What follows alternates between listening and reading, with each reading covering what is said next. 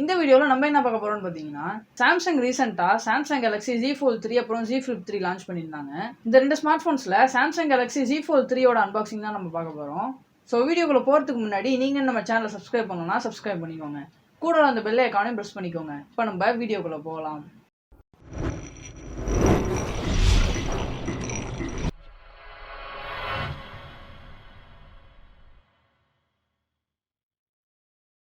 இதுதான் Z Fold 3யோட box வந்து ரொம்பவே ஸ்லிம்மாக இருக்குது. என்ன ரீசன் உங்களுக்கு ஏற்கனவே தெரிஞ்சிருக்கும். ஏன்னா சார்ஜர் கிடையாது பாக்ஸில்.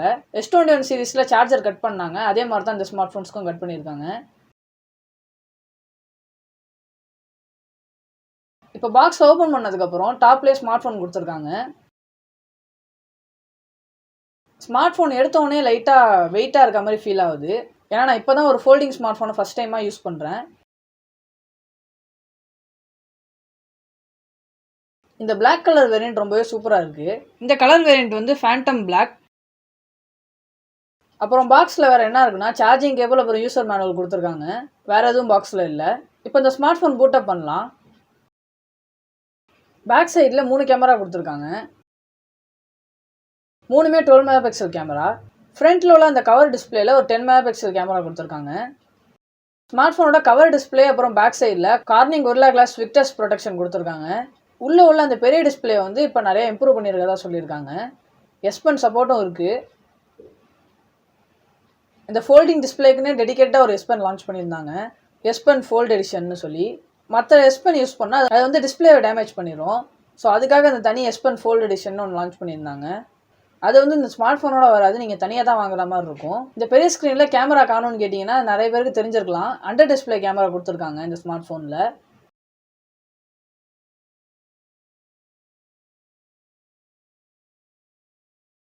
ஆனால் அண்டர் டிஸ்பிளே கேமரா வந்து 4 மெகா பிக்சல் கேமரா தான், 10 மெகா பிக்சல் கேமரா கொடுக்கல.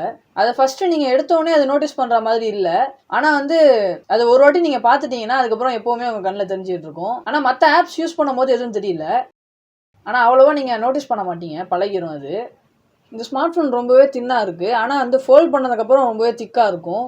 ஸோ அந்த காரணத்துக்காக தான் 2 சைடும் பேட்டரி ஸ்ப்ளிட் பண்ணியிருக்காங்க. 4400 mAh பேட்டரி இருக்குது. இந்த ஸ்மார்ட் ஃபோனோட ஹிஞ்ச் வந்து ரொம்பவே ஸ்ட்ராங்காக இருக்குது, ரொம்பவே ஸ்டேடியாக இருக்குது. லாஸ்ட் இயர் ஃபோல்ட்லேருந்து இந்த வருஷம் நல்லா இம்ப்ரூவ் பண்ணியிருக்கதா சொல்லியிருக்காங்க.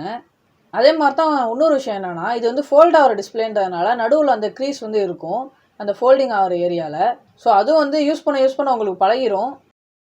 Z Fold 2லேருந்து Z Fold 3ல் ஃப்ரண்ட்டில் உள்ள ஸ்க்ரீன் வந்து 120 Hz மாற்றிருக்காங்க. அடாப்டிவ் ரெஃப்ரெஷ் ரேட்டும் கொடுத்துருக்காங்க. வேரியபிள் ரெஃப்ரெஷ் ரேட்டுன்னு சொல்லலாம். நம்ம யூஸ் பண்ணுறதுக்கு தகுந்த மாதிரி ரெஃப்ரெஷ் ரேட் வந்து மாறிக்கும். அதே மாதிரி தான் இன்னர் டிஸ்பிளேலையும் கொடுத்துருக்காங்க. 120 Hz தான் கொடுத்துருக்காங்க. அடாப்டிவ் மோடில் இருக்குது. பவர் பட்டனில் ஃபிங்கர் பிரிண்ட் சென்சார் கொடுத்துருக்காங்க. அதுக்கு மேலே வால்யூம் பட்டனும் கொடுத்துருக்காங்க. IPX வாட்டர் ரெசிஸ்டன்ட் கொடுத்துருக்காங்க. அதுக்கப்புறம் அந்த ஃபோல்டிங் ஸ்மார்ட் ஃபோனோட ஸ்பெக்ஸ் பார்த்தீங்கன்னா டாப் ஸ்பெக்ஸாக தான் கொடுத்துருக்காங்க. ஸ்னாப்ட்ராகன் 888 ப்ராசஸர் கொடுத்துருக்காங்க. இந்த ஸ்மார்ட் ஃபோனோட பேட்டரி கெப்பாசிட்டி பார்த்தீங்கன்னா 4400 mAh கொடுத்துருக்காங்க. மற்றபடி எல்லா ஃபீச்சர்ஸும் சாம்சங்கோட ஃப்ளாக்ஷிப் ஃபீச்சர்ஸ் எல்லாம் கொடுத்துருக்காங்க. Wireless charging, reverse wireless charging, அது மாதிரி நிறையா கொடுத்துருக்காங்க. அதுக்கப்புறம் ரேம் அண்ட் ஸ்டோரேஜ் வேரியன்ட்ஸ் பார்த்தீங்கன்னா 8GB ரேம் 12GB ரேம்னு 2 வேரியன்ட் கொடுத்துருக்காங்க. அதுக்கப்புறம் ஸ்டோரேஜ் வேரியன்ட்ஸ் வந்து 128GB மாடல் கொடுத்துருக்காங்க, 256 மாடல் கொடுத்துருக்காங்க. இன்னொரு விஷயம் நான் சொல்லணும், இது வந்து அன்பாக்சிங் வீடியோ மட்டும்தான். அன்பாக்சிங் அப்புறம் ஓவர்வியூ வீடியோ தான் இது, ரிவ்யூ வீடியோ கிடையாது.